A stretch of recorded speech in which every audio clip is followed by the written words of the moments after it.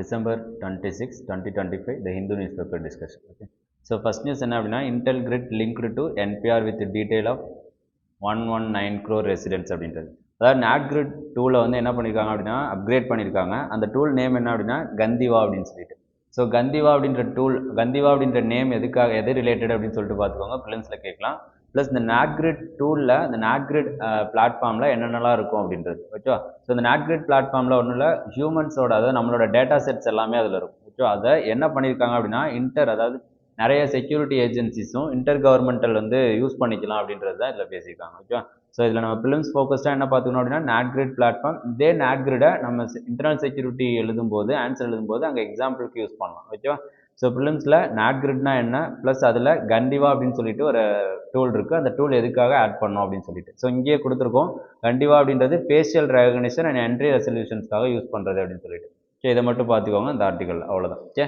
So next வந்து second பேஜில் எது நியூஸ் இல்லாமல் ஸ்ட்ரைட்டாக எடிட்டோரியல் தான் ஓகேவா. ஸோ எடிட்டோரியலில் fragile attractiveness, India best efforts to bring investment can be upended by the US அப்படின்றது. ஸோ இந்தியா வந்து ஃபாரின் டைரக்ட் இன்வெஸ்ட்மெண்ட் வந்து அதிகமாக கொண்டு வரணும் அப்படின்னு சொல்லிட்டு எக்ஸ்பெக்ட் பண்ணிட்டு இருக்காங்க. லாஸ்ட் இயரில் 10 பில்லியனுக்கு மேலே இருந்துச்சு. ஆனால் இந்த வருஷம் பார்த்தோன்னா 6.2 பில்லியன் தான் இருக்குது October 2025 டேட்டா படி. இந்த டேட்டா லைட்டாக தெரிஞ்சு வச்சுக்கோங்க, மற்றபடி மனப்பாடம் பண்ண தேவையில்லை. இதுக்கான ரீசன் என்ன அப்படின்னா யூஎஸோட டேரிஃப் பிளான் ஓகே. ஸோ 25% இருந்துச்சு, அப்புறம் 50% போட்டாங்க. ஈவன் தோ கவர்மெண்ட் நிறைய ரிஃபார்ம்ஸ் எடுத்துகிட்டு இருந்தாலும், ஃபார் எக்ஸாம்பிள் கார்பரேட் டேக்ஸை வந்து ரேஷனலைஸ் பண்ணாலும், ஜிஎஸ்டி ரிஃபார்ம் பண்ணாலுமே என்னென்னா எஃப்டிஐ வந்து இன்ஃப்ளோ வந்து அதிகமாக இருக்க மாட்டேங்குது. இப்போ அதுக்கான ரீசன் என்ன அப்படின்னா ஸ்ட்ரக்சரல் சேஞ்சஸ் கொண்டு வரணும், இன்ஃப்ராஸ்ட்ரக்சரல் வைஸும் ஓகே. அவனுக்கு வந்து ஈஸ் ஆஃப் டூயிங் பிஸ்னஸ் அப்படின்னு சொல்லுவோம் ஓகே. அது எல்லாத்தையும் என்ஷோர் பண்ணும்போது தான் ஃபாரின் டைரக்ட் இன்வெஸ்ட்மெண்ட் வந்து அதிகமாக இன்க்ரீஸ் ஆகும் அப்படின்னு சொல்லிட்டு சொல்கிறாங்க ஓகே. ஸோ கீழே வந்து பார்த்தோன்னா டோப்பிங் மெனாஸ் அப்படின்றது. ஸோ ஆல்ரெடி நமக்கு தெரியும் டோப்பிங் அப்படின்னா என்ன அப்படின்னு சொல்லிட்டு, கேம்ஸில் பிளேயர்ஸ் யூஸ் பண்ணுற ஒரு ட்ரக் மாதிரி ஓகேவா. ஸோ அதை அரெஸ்ட் பண்ணுறதுக்கு தான் நேஷ்னல் ஆன்டி டோப்பிங் ஏஜென்சி அப்படின்னு சொல்லிட்டு நம்ம ஒன்று வச்சுருக்கோம். இது எதை அடாப்ட் பண்ணியிருக்கோம் அப்படின்னா, எது கீழே இருக்கும் அப்படின்னா வேர்ல்டு ஆன்டி டோப்பிங் ஏஜென்சி அப்படின்னு சொல்லிட்டு ஒன்று இருக்குது. அதோட ரெகுலேஷன்ஸுக்கு கீழே தான் நேஷனல் ஆன்டி டோப்பிங் ஏஜென்சி அப்படின்னு சொல்லிட்டு ஒன்று வச்சுருக்கோம். இந்த ஆர்டிக்கல் என்ன பேசியிருக்காங்க அப்படின்னா, நேஷனல் ஆன்டி டோப்பிங் ஏஜென்சிக்கு அதிகமான அட்டானமியும் இண்டிபெண்டன்ஸும் கொடுக்கும்போது தான் இந்தியாவோட ஸ்போர்ட்ஸ் டிக்னிட்டி ப்ளஸ் என்னென்னா ஸ்போர்ட்ஸ் ரைட்ஸ் வந்து இன்க்ரீஸ் ஆகும் அப்படின்னு சொல்லிட்டு பேசியிருக்காங்க ஓகே. அப்போது இந்தியாவில் ஃபர்தராக நடக்கக்கூடிய என்னென்ன ஸ்போர்ட்ஸ்லாம் நடக்குது அப்படின்னு சொல்லிட்டு இங்கே கொடுத்துருக்காங்க. 2029 வந்து பார்த்தீங்கன்னா world police and fire games, 2030 centenary Commonwealth games அகமதாபாத்தில் நடக்குது. அதே மாதிரி 2036 ஒலிம்பிக் கேம்ஸு. இது எல்லாத்தையும் பார்த்து வச்சுக்கோங்க, எது எங்கே நடக்குது அப்படின்னு சொல்லிட்டு ப்ரிலிம்ஸில் கொஸ்டின் செட் பண்ணலாம். ஏன்னா டோப்பிங் பற்றியும் கேம்ஸை பற்றியும் அதிகமாக என்னென்னா இப்போ யூபிஎஸ்சில் கொஸ்டின்ஸ் வந்து ரிஃப்ளெக்ட் ஆகிட்டு இருக்கு ஓகே. ஸோ அதனால் பார்த்து வச்சுக்கோங்க. அப்போ ப்ரிலிம்ஸில் இதில் என்ன பார்த்துக்கணும் அப்படின்னா, நேஷனல் ஆன்டி டோப்பிங் ஏஜென்சி யார், வேர்ல்டு ஆன்டி டோப்பிங் ஏஜென்சி யார், இவங்களோட ரோல்ஸ் அண்ட் ரெஸ்பான்சிபிலிட்டி என்ன அப்படின்றத பார்த்து வச்சுக்கோங்க. ப்ளஸ் டோப்பிங்னா என்ன அப்படின்னு சொல்லிட்டு பார்த்து வச்சுக்கோங்க okay.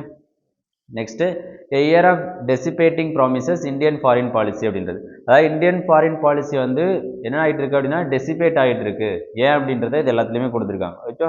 First relations with the United states were expected to reset under the second term. அதாவது ட்ரம்ப்போட செகண்ட் அட்மினிஸ்ட்ரேஷன்ஸில் இந்தியாவுக்கும் யூஎஸ்க்கும் ரிலேஷன்ஷிப்பை பெட்டராக கொண்டு வரணும் அப்படின்னு சொல்லிட்டு எக்ஸ்பெக்டேஷன்ஸ் இருந்துச்சு.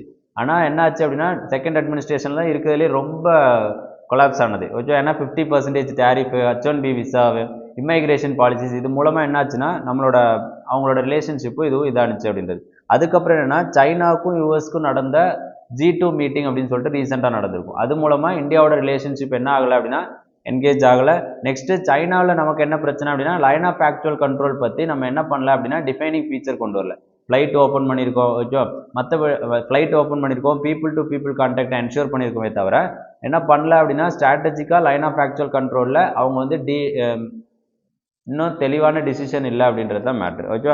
ஸோ அப்போ இந்தியாவோட இன்டர்நேஷனல் பாலிசி எதை பொறுத்து சேஞ்ச் ஆகுது அப்படின்னா first energy and economic security அப்படின்றது ஓகே. இப்போது யூஎஸ் என்ன பண்ணாங்க, ரஷ்யாட்டிருந்து ஆயில் வாங்கணும், சாங்ஷன் போட்டாங்க. அதே மாதிரி ஈரான் வெனிசுவேலாட்டிருந்து ஒன் ஆஃப் த ஆயில் இம்போர்ட்டராக இருந்தோம், பிக்கஸ்ட் ஆயில் இம்போர்ட்டராக இருந்தோம். ஆனால் யூஎஸோட சாங்ஷன்னால நம்ம என்ன பண்ணோம் அப்படின்னா ஆயில் இம்போர்ட் எல்லாத்தையும் கம்மி பண்ணோம்.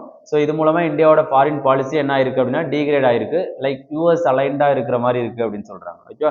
ஸோ அதே மாதிரி இந்தியா சைனா கூட relationship. So India China relationship என்னதான் பெட்டராக இருந்தாலும் அதில் என்ன பண்ணல அப்படின்னா இன்னும் ஸ்ட்ரக்சரலாக சில சேஞ்சஸ் கொண்டு வரணும் அப்படின்னு சொல்கிறோம். நெக்ஸ்ட் வந்து இந்தியா ரஷ்யா சமிட் ரீசெண்டாக நடந்துச்சு. அதில் ஒரே காரில் போனாங்க, ஃபோட்டோ ஷூட் எடுத்தாங்க, அதெல்லாம் அடுத்த விஷயம். என்ன வந்து ஸ்ட்ராட்டஜிக்கலாக என்ன டிசிஷன் எடுத்தாங்க, ஓகேவா? ஏதாவது ஒரு ஃப்ரேம் ஒர்க் ஒன்று ரிலீஸ் பண்ணாங்களா, அந்த மாதிரி எதுவுமே வரல அப்படின்றது தான் விஷயம், ஓகேவா? நெக்ஸ்ட் என்னன்னா குளோபல் அண்ட் ரீஜனல் செக்யூரிட்டி அப்படின்றது. நேஷனல் செக்யூரிட்டி ஸ்ட்ராட்டஜி யூஎஸ் ரீசெண்டாக கொண்டு வந்தேன்னு சொன்னோமா, அதில் இதுக்கு முன்னாடி ரஷ்யாவையும் சைனாவையும் மோர் காஷியஸ் அப்படின்னு சொல்லிட்டு மென்ஷன் பண்ணியிருந்தாங்க. ஆனால் இந்த நேஷனல் செக்யூரிட்டி ஸ்ட்ராட்டஜியில் ரஷ்யாவை மட்டும்தான் காஷன் அப்படின்னு மென்ஷன் பண்ணியிருக்காங்க, சைனாவை மென்ஷன் பண்ணல. அப்போது இந்தியா யூஎஸ்க்கும் சைனாவுக்கும் என்னென்னா ரிலேஷன்ஷிப் வந்து பெட்டராக பில்ட் ஆகிறதுக்கு இது ஒரு ரீசன். அப்போ யூஎஸ்க்கும் சைனாவுக்கும் பில்ட் ஆனிச்சு அப்படின்னா இந்தியா என்ன ஆகும், எலிமினேட் ஆகப்படும் அப்படின்றது. அதுக்கப்புறம் வந்து பார்த்தோன்னா 2017 நேஷனல் செக்யூரிட்டி ஸ்ட்ராட்டஜியில் யூஎஸோடதில் இந்தியாவை வந்து பார்த்தோன்னா ஒரு global leading power, major defence அப்படின்னு சொல்லிட்டு மென்ஷன் பண்ணியிருந்தாங்க.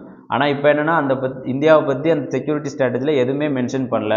இப்போ இந்தியா என்ன ஆகுதுன்னா கொஞ்சம் கொஞ்சமாக என்ன ஆகுது அப்படின்னா எலிமினேட் ஆகுது, அதாவது ஓரங்கட்டப்படுது அப்படின்றது தான். இப்போ இதுக்கு முன்னாடி வெனிசுவேலா, ஈரானியன் இங்கேருந்து ஆயில் இம்போர்ட்டை வந்து கம்மி பண்ணியிருந்தோம், அதாவது நியர் ஜீரோவில் தான் இருக்குது, ஓகேவா? எதனால் அப்படின்னா யூஎஸோட சாங்ஷன்னால. ஸோ இப்படி யூஎஸோட சாங்ஷன்னால நம்ம என்ன பண்ணியிருக்கோம் அப்படின்னா டைவர்சிஃபிகேஷன்ஸ் எல்லாத்தையும் கம்மி பண்ணிட்டோம் அப்படின்னு சொல்கிறாங்க, ஓகேவா? ஸோ அப்போ என்ன பண்ணணும் அப்படின்னா ஸ்ட்ரக்சரலாக சேஞ்ச் கொண்டு வரணும். குளோபல் டீச்சரு, குளோபல் ஃப்ரெண்டு அப்படின்றதுலாம் அடுத்த விஷயம். நம்ம என்னவா இருக்கக்கூடாது அப்படின்னா விஸ்வ விக்டிமாக இருக்கக்கூடாது அப்படின்னு சொல்கிறாங்க. எதுனா நான் இப்போ இப்படி இருக்கிறதுக்கு ரீசனே குளோபல் அதர்ஸ் தான் காரணம் அப்படின்னு சொல்லிட்டு விக்டிமாக இருக்கக்கூடாது. இப்போ அதுக்கு என்ன பண்ணணும் அப்படின்னா ஸ்ட்ரக்சரல் அண்ட் ஸ்ட்ராட்டஜிக் ஆட்டானமி வந்து இந்தியாவுக்கு இருக்கணும் அப்படின்றது தான் இது ஃபுல்லாக பேசியிருக்காங்க, ஓகே? ஸோ நெக்ஸ்ட்டு வந்து பார்த்தோன்னா urban future with cities as dynamic ecosystem அப்படின்றது. ஸோ இது என்ன ஃபுல்லாக சிட்டி பிளானிங்மா. ஆல்ரெடி நம்ம 73rd 74th constitutional amendment act அது மூலம் பார்த்துட்டோம். இப்போ என்ன பார்க்கணும் அப்படின்னா சிட்டிஸில் எப்படி வந்து பிளானிங் வந்து இம்ப்ளிமெண்ட் பண்ணலாம் அப்படின்றது. நம்ம என்ன எடுத்துக்கிறோம் அப்படின்னா சிட்டிஸை ஒரு ஹோமோஜினஸ் ஸ்ட்ரக்சராக எடுத்துக்கிறோம் அப்படின்னு சொல்கிறாங்க. சிட்டிஸ் அப்படின்றது ஹோமோஜினஸ் ஸ்ட்ரக்சர் கிடையாது. அதில் என்ன இருக்குன்னா மல்டி ரிலீஜியஸ் இருக்குது, மல்டி கல்ச்சுரல் இருக்குது, மல்டி லாங்குவேஜ் இருக்குது அப்படின்றாங்க. இப்போது இதில் எக்ஸாம்பிள் எதை வச்சு பேசியிருக்காங்கன்னா லாங்குவேஜ் வச்சு. இப்போ சிட்டிஸ் அப்படின்றது மல்டி லாங்குவேஜாக இருக்குது, ஆனால் சிட்டிஸில் இருக்கக்கூடிய நோட்டிஃபிகேஷனோ இந்த சிட்டி ஆர்கனைசேஷன் கொடுக்கக்கூடிய நோட்டிஃபிகேஷனோ மோனோ லாங்குவலாக இருக்குது அப்படின்னு சொல்கிறாங்க. இப்போ மோனோ லிங்குவலாக இருக்கும்போது அவனோட சர்வீஸ் என்ன ஆகாது, கவர்னன்ஸ் எஃபிஷியன்சியும் லோவர் லெவல் வரைக்கும் போய் சேராது அப்படின்றத சொல்கிறாங்க.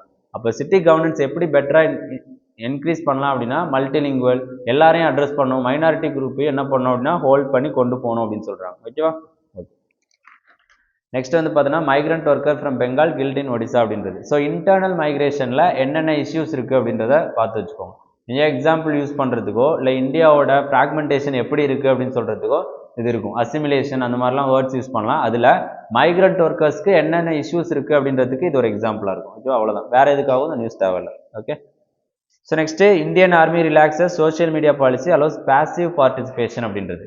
ஸோ ஜூலை 2020க்கு அப்புறம் கேல்வன் கிளாஷ்க்கு அப்புறம் என்ன பண்ணியிருந்தாங்க அப்படின்னா ஆர்மி பர்சன்ஸ் வந்து எந்த ஒரு சோஷியல் மீடியாஸ்லையும் என்கேஜாக இருக்கக்கூடாது, பார்க்கவும் கூடாது, கமெண்ட்ஸ் போடக்கூடாது, அவங்களோட பர்சனல் வியூஸை கொடுக்கக்கூடாது அப்படின்னு சொல்லியிருந்தாங்க. ஆனால் இப்போ என்ன அனௌன்ஸ் பண்ணியிருக்காங்க அப்படின்னா பேசிவ் பார்ட்டிசிபேஷன் அப்படின்னா பார்க்கலாம், அவ்வளோதான், கண்டென்ட்டை ரீட் பண்ணலாம், வியூ பண்ணலாம், அதுக்கு மேலே உள்ளே போய் என்ன பண்ணக்கூடாது அப்படின்னா கமெண்ட் பண்ணக்கூடாது, பர்சனல் வியூஸை கொடுக்கக்கூடாது அப்படின்னு சொல்லிட்டு ரீசன்ட் நோட்டிஃபிகேஷன் வந்திருக்கு.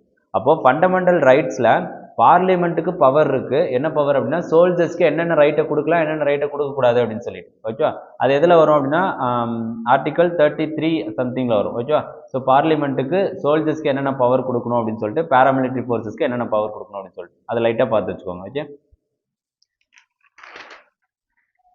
So next 915 Maharashtra villages back to dignified life for widows அப்படின்றது.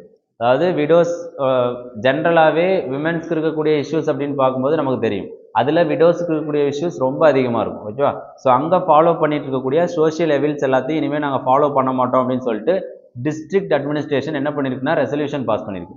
ஸோ இது என்னென்னா சொசைட்டியில் ஆன்சர் ரைட்டிங் எழுதும்போது ஒரு எக்ஸாம்பிளாக எங்கேயாவது கோட் பண்ணலாம், அதுக்காக நோட் பண்ணி வச்சுக்கோங்க, ஓகே?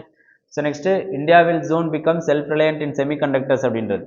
ஸோ செல்ஃப் ரிலையன்ட் ஆக போகிறோம். அப்போ செமிகண்டக்டர்ஸில் இருக்கக்கூடிய பேசிக் சயின்ஸு, இப்போ இது கீழே வரக்கூடிய சப்பாட்டாமிக் பார்ட்டிகல்ஸ் அதை பற்றிலாம் தெரிஞ்சுக்கணும். செமிகண்டக்டர்ஸ்க்கு இந்தியா டெவலப் பண்ணுறதுக்கு என்னென்ன இஷ்யூஸ் இருக்குது அப்படின்றது, அதை எப்படி அட்ரஸ் பண்ணலாம் அப்படின்றது மட்டும் பார்த்து வச்சுக்கோங்க, ஓகேவா? So next India to head conflict free diamond body Kimberley process அப்படின்றது. கிம்பர்லே ப்ராசஸ் ஆல்ரெடி பிலிம்ஸில் கொஸ்டின் கேட்டான், ஓகேவா? அப்போ கிம்பர்லே ப்ராசஸ் அப்படின்னா என்னன்னு தெரிஞ்சு வச்சுக்கணும். டைமண்ட் எக்ஸ்போர்ட் இம்போர்ட், அதாவது டைமண்ட் ட்ரேடை வந்து கண்ட்ரோல் பண்ணுறதுக்காக தான். இது கிம்பர்லே ப்ராசஸ் அப்படின்றது கான்ஃப்ளிக்டிங் ரீஜன்ல இருந்து டைமண்டை வந்து என்ன பண்ணக்கூடாது அப்படின்னா எக்ஸ்போர்ட் இம்போர்ட் பண்ணக்கூடாது அப்படின்றது தான் ஓகேவா. அதாவது எத்திக்கல் டைமண்ட் எக்ஸ்போர்ட் இம்போர்ட்டை ப்ரொமோட் பண்ணுறது தான் கிம்பர்லே ப்ராசஸ் அப்படின்றது. இந்த கிம்பர்லே ப்ராசஸை இந்தியா வந்து இப்போ ஹெட் பண்ணியிருக்காங்க. அதில் நோடல் ஏஜென்சி யார் அப்படின்னா த GeM and jewellery export promotion council, இதுதான் வந்து நோடல் ஏஜென்சியாக இருக்குது இந்தியாவிலேருந்து ஓகேவா. ஓகே, இதை மட்டும் பார்த்து வச்சுக்கோங்க. கிம்பர்லே ப்ராசஸ்னால் என்ன, இந்தியாவிலேருந்து அதோட நோடல் ஏஜென்சி யார், கான்ஃப்ளிக்ட் டைமண்ட் அப்படின்னா என்ன அப்படின்றத டெஃபினேஷன் பார்த்து வச்சுக்கோங்க. Okay, so next risk of AI led disruption to white collar jobs lower in India than west அப்படின்றது. இதில் என்னென்னா ஏஐயோட ஒயிட் கலர் ஜாப்ஸ் ரீப்ளேஸ்மெண்ட் வந்து இந்தியாவில் கம்மியாக இருக்குது அப்படின்னு சொல்கிறாங்க. இதில் நம்ம ஃபிலிம்ஸில் என்ன பார்க்கணும் அப்படின்னா ஒயிட் கலர் ஜாப்ஸ்னால் யார் யார் அப்படின்னு சொல்லிட்டு பார்த்துக்கணும் ஓகே, அவ்வளோதான். யார் அப்படின்னா இண்டஸ்ட்ரியலிஸ்ட்டு ப்ளஸ் மேனேஜரியல் போஸ்டிங்கில் இருக்கக்கூடியவங்க ஓகே, அவங்களாம் வந்து ஒயிட் கலர் ஜாப்ஸில் இருக்கக்கூடியவங்க. நெக்ஸ்ட்டு குளோபல் நியூஸில் சவுதி அரேபியா அர்ஜஸ்ட் செப்பரேட்டிஸ்ட் இன் எமீன் சீஸ்டு டெரிட்டரி அப்படின்றது. ஹவுதி மிலிட்டன்ஸு, எமீனில் இருக்கக்கூடிய மிலிட்டன்ஸு ஓகே, லெபானானில் இருக்கக்கூடிய மிலிட்டன்ஸு, ஹெஸ்பொல்லா, இவங்களை பற்றிலாம் லைட்டாக அவங்க எங்கே இருக்காங்க, எந்த மிலிட்டன்ஸு எங்கே இருக்குது அப்படின்றத மட்டும் பார்த்து வச்சுக்கோங்க. கொஸ்டின்ஸ் வந்து மிலிட்டன்ஸு எந்த ரீஜனில் இருக்குது அப்படின்னு சொல்லிட்டு ஃப்ரேம் பண்ணலாம் ஓகேவா. ஸோ நெக்ஸ்ட்டு அவ்வளோதான். ஸ்போர்ட்ஸ் நியூஸில் எது பெருசாக இல்லை ஓகே. ஸோ நீங்கள் டிஸ்கஸ் பண்ண ஆர்டிகல் ரிலேட்டடாக ஐகெட் ஐஏஎஸ் அகாடமி டெலிகிராம் சேனலில் குவிசஸ் ரன் ஆகும். அட்டன் பண்ணுங்கள், இன்னும் more clarity and active recalling help பண்ணும். Okay, thank you.